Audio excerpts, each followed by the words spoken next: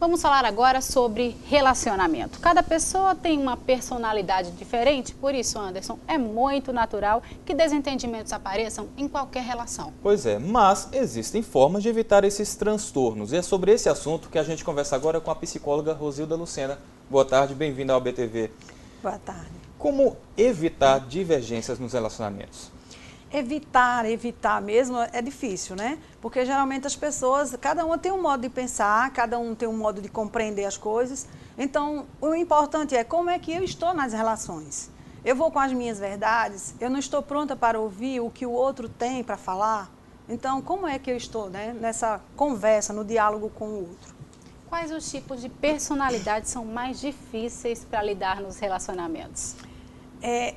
É difícil falar assim, qual o tipo de personalidade. Algumas pessoas dizem assim, é difícil estar ali junto com um neurótico, um psicótico, um perverso, mas cada pessoa, o importante é como é que eu vou estar diante do outro. Porque cada um tem uma personalidade, mas como é que eu estou pronta para viver esse relacionamento com o outro, né? Eu vou estar aberta para compreendê-lo, para ter um diálogo, para poder saber o que é que o outro pensa, como ele pensa, né, o que ele sente. Então é importante que você esteja na relação sabendo como você está lá de verdade. Às vezes o casal diz, né? Quando a gente namorava você não era assim, né? Porque as pessoas também mudam ao longo do tempo, né?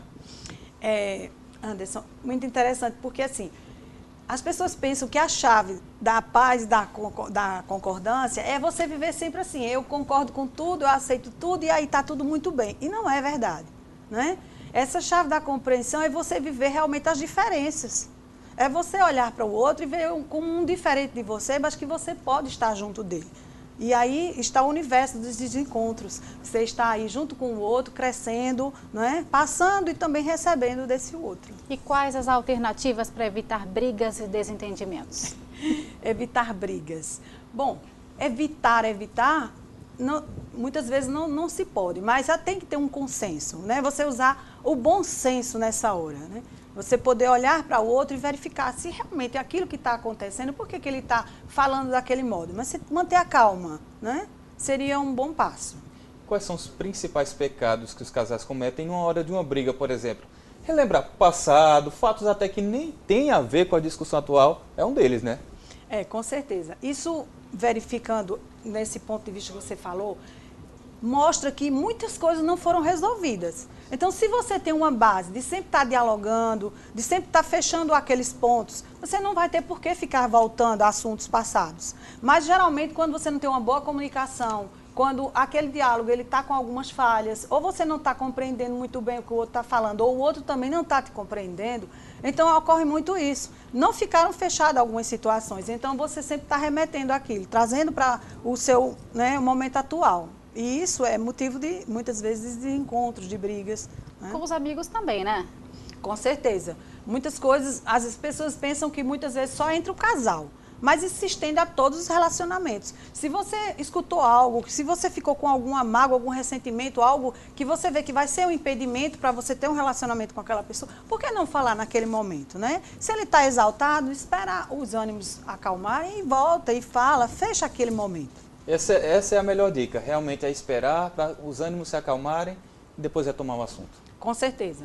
No momento que as pessoas estão muito alteradas, não adianta você buscar um diálogo, porque você não vai conseguir.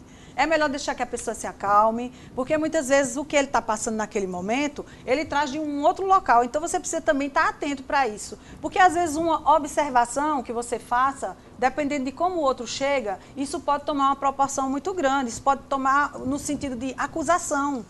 Se você muitas vezes faz um pedido, isso passa a ser uma exigência. Então, como foi que eu falei? Como será que o outro entendeu? Então, nessa hora, aquieta um pouco, né? Tem um bom senso. Eu vou esperar um pouco, ficar caladinha e depois eu retorno. Olha, e falar, é importante que você fale como você se sentiu naquele momento. Porque muitas vezes a gente vai com a crítica, né? Olha, você estava assim, assim, e isso não vai resolver, vai se alterar de novo. Então, é bom que você diga como você se sentiu diante daquela fala e como você realmente falou e como é que ele compreendeu aquela fala. Tá ok, Rosilda, muito obrigada por sua participação aqui na ABTV Primeira Edição. Eu que agradeço a vocês.